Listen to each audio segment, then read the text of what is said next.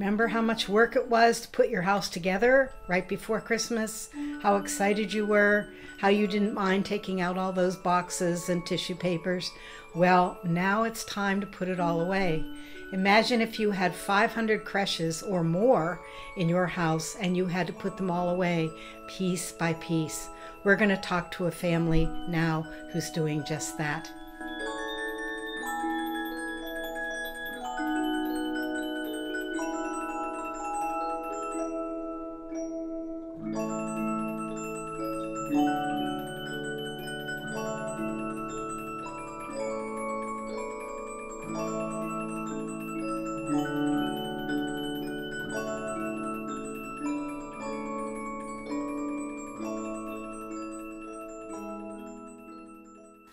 Hello, and welcome to Good News Rhode Island, the show about Rhode Island and the people and places and events that make Rhode Island a great place to live, because each of us build a community around us.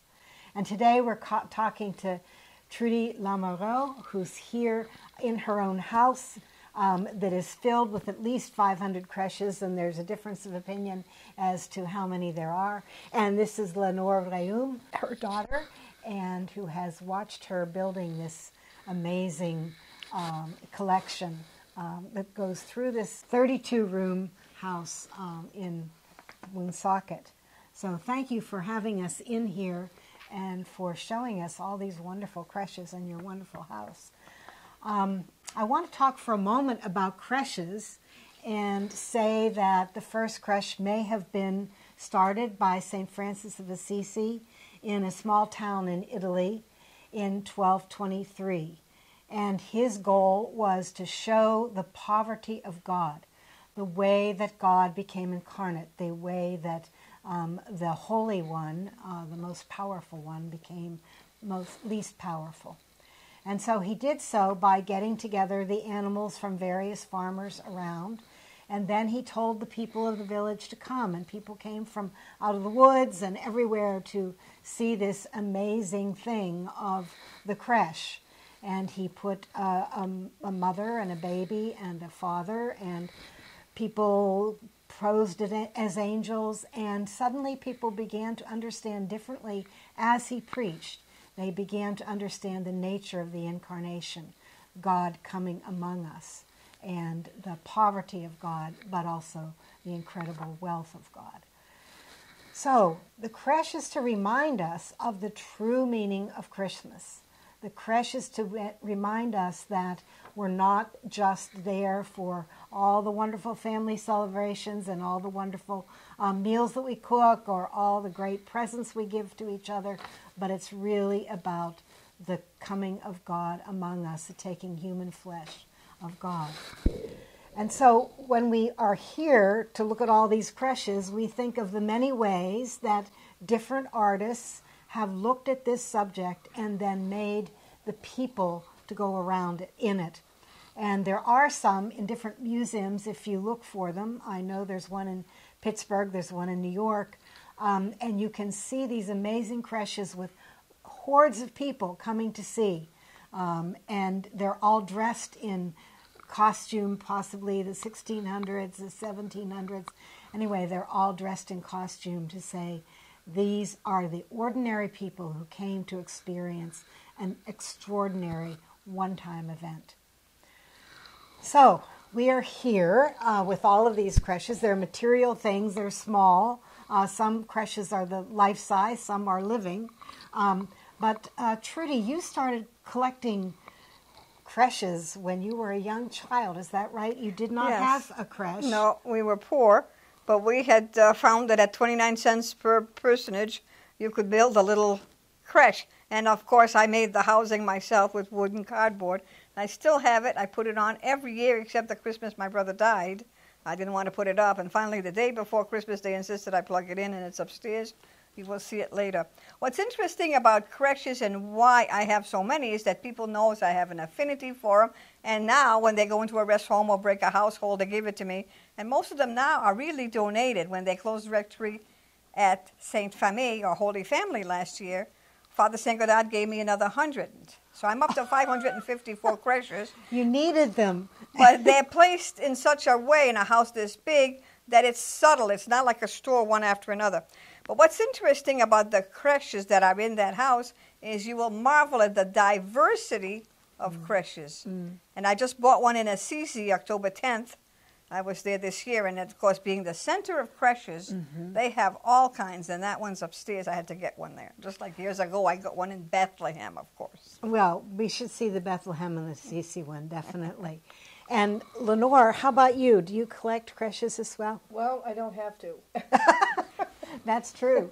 There are plenty around. And also on off-season, she also collects Last Suppers. So we have lots of different types Every of room has images. Some of the creches are made of foam. Some of them are made to stick on the wall. Some of them are, they're very large and they're beautiful and crystalline, and some are little tiny plastic ones. Some are little children, like they're in a play. So there's all kinds of different creches. Okay, well, let's go see the first one that you collected. Okay. A lot of these go back a long way, and you have memories. As you put them together, you must have lots of memories. But this one has the most memories from, what was it, 1948, that you made this, and you were a teenager. Why don't you tell us a little bit about the history of this particular one? Now, this is the creche that has started me on enjoying nativity scenes. I found at Nigerians, the dine at 5 and 10, these little personages that were 29 cents each. With a little bit of help from my sister and some other, we pulled our allowance and we bought the items. But I decided to make the thing with the bottom of a case of orange and branches from a tree. There's 3 branches there, and of course a cardboard roof. Because the roof was cardboard, I had to cover it with some wet or something of the cotton thing on top to hide that it's cardboard. It was years later that the lights came around. I didn't have lights at first. But I was 14 when I built this, and I have put it up every year. This is the only one that has been up 70 years almost.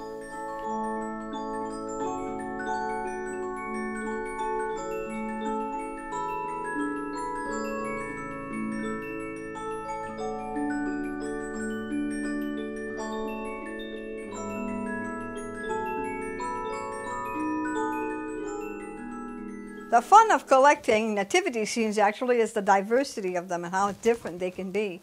And unlike a museum where they're all standing in a row looking like a display of a classroom, I've got them in the room in such a way that you almost have to look for them and hunt them. It's very subtle.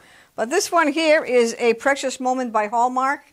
And after they make those, like in 1976 when this was made, they destroy the mold. So a certain amount and that's it. And they become collector's items. So $5 in a yard sale bought me this one and this together. Then I found that this one alone on the internet sold for $269. I was kind of happy with my purchase. But they're Precious Moments from Hallmark, 1976. This tree here is the biggest in the house. It's like downstairs, 10-footers. But it's 6 feet at the bottom. And the reason I like it this big is this is the one that we put all the souvenirs when the children were young, stuff they made in school, stuff like that. And there's so many of them that I counted last year when I took them off, 1,006 pieces, 1,006.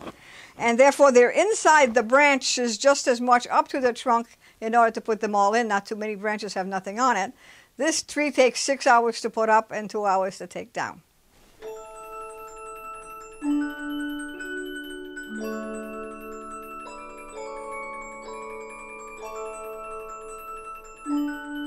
Continuing our spot of diversity, this one is made out of wax. Every personage, King, Jesus, and Mary, and so forth, right here, are all made out of wax. I'm sure they're candles I will never light.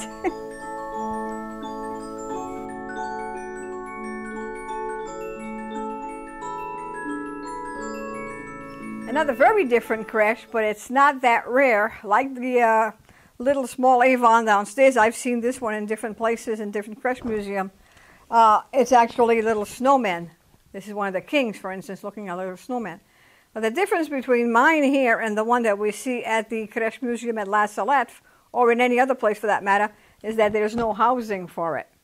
But one year I got a vacuum cleaner for a gift, and this was the packing material, and all at once we had an igloo.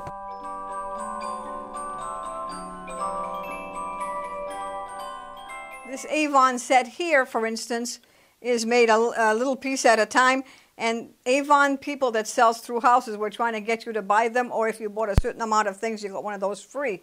So it made you collect or buy more stuff to collect the whole set. I didn't have to because, again, I found it secondhand.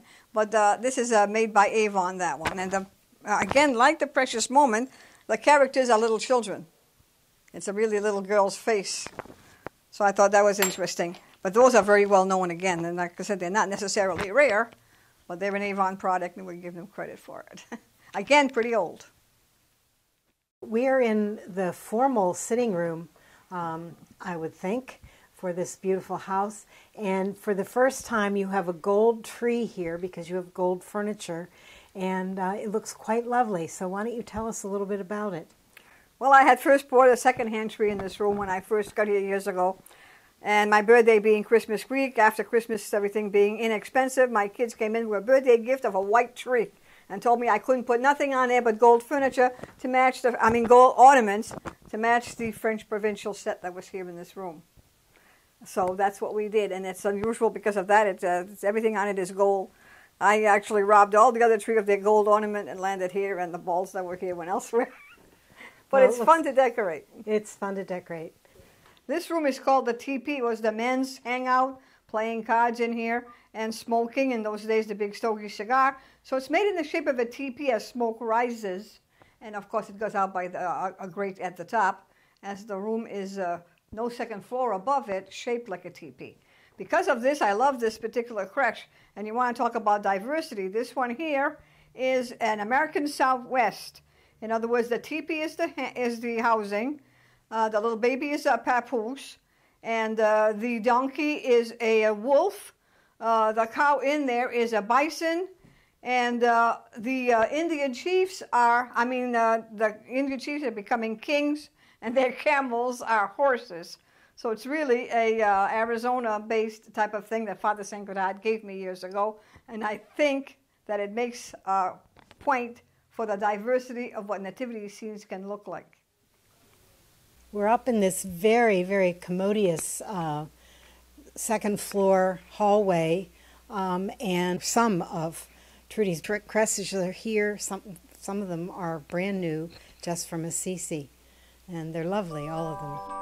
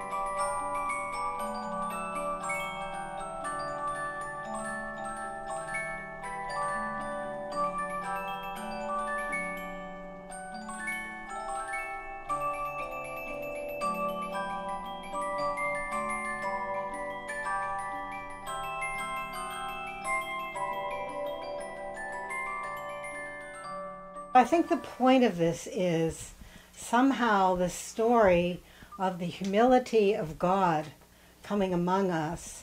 It has taken off in Trudy's mind, and as an act of faith, she has collected all 500 plus nativity scenes. And we are in the bedroom, the guest room. If you came here, you would get a glass of champagne and a round bed from the Elizabeth Taylor era, and you would get some creche that's on the wall, as well as creches all around this room. and you would have many ways to remember the Incarnation. Trudy, what do you have to say about this room? Well, this is the room that I've put the most in, considering that no one is staying here. It's not encumbering anybody's chance to use the bureau tops or anything else, since no one has stayed here in a few weeks. I've got 27 creches in this room, starting with a crystal one way down there, and of course we tried at the same time to try to get Christmas trees that would match the room. So this one here is only red and white, of course. It emphasizes the amount of diversity that is in creches in the house. And that's only the tip of the iceberg. If you go to creche museums, there are still so many that I see and like. So it's infinite. There's no limit to what you can do with creches and nativity scenes.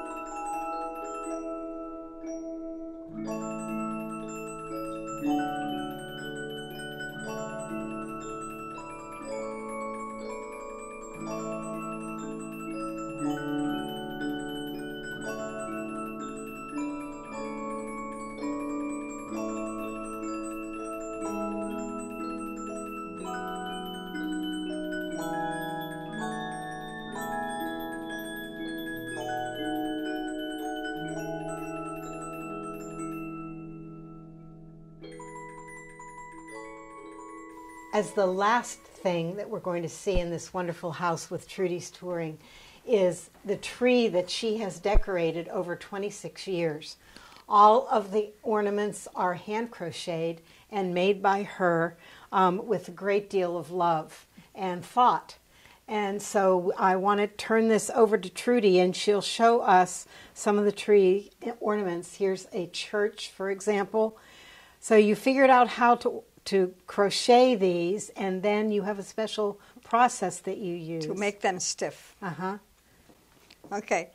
This is a method that the grandmothers used to make for doilies, and when they were finished crocheting it with thread, they would stiffen them in a solution of water and sugar and take a week or two to dry. On something like this, they had to dry faster to keep their shape, and I've developed or invented a method to put the oven at 250 and then close it and put them in after they were made. But this is a little Christmas carol singer that was made all crocheted, as you can see, and he's empty inside. We fill it with tissue paper, not facial or bathroom tissue, but the tissue you wrap a gift with, which does not absorb water.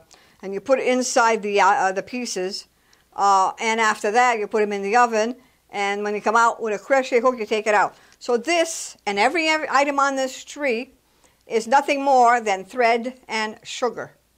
It was the article of a newspaper article not long ago, and you'll find that there are patterns for the snowflakes, angels, but everything else you have to invent as you went along.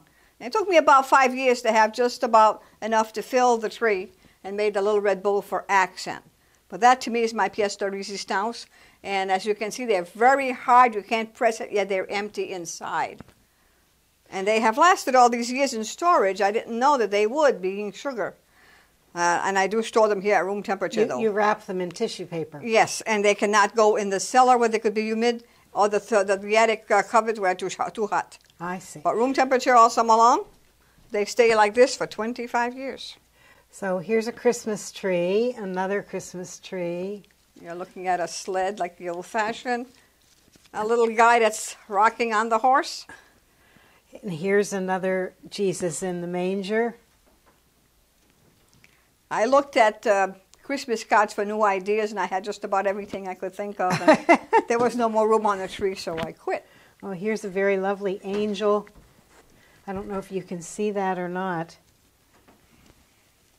It looks like it has a paper cup underneath it to hold it in place. Yes, that one. Yes, I stiffened it with plastic. That one. Christmas balls.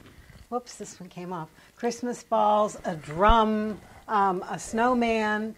Anyway, so this is how many hours do you think went into Well, this tree? I would say evenings, you know, for 3 different Christmas seasons, about a month that I make them. I can make 4 in an evening. Wow. So, yeah, 5 years I had the tree full. My heavens. This is a pine cone, invented as I went along. And there's quite a few A different fan. ones. Yeah. Anyway, there are many ways to enjoy Christmas before and after, and I assume taking this apart is a major part of your Epiphany season. Yes, Is that right? I enjoy putting it up. It takes 3 weeks to put it up. Takes 2 weeks to put it back. But every piece is handled properly and put away. And I enjoy taking it down as well as putting it up. It's a hobby. Well, and you remember where you made them. Yes. Thank you, Trudy, for welcoming us here and taking for this wonderful tour. And we certainly wish you the merriest of Christmases next year, and also the merriest of Christmas We in thank you so much. 2019. We thank you for having us on our show and showing what actually a Christmas fun can be. It was fun. Good news is right around the corner, and this is the season for good news. Epiphany is the time to visit friends that you haven't seen, to take time to have tea with people that you don't usually take time with, and we hope that you have a wonderful Epiphany season.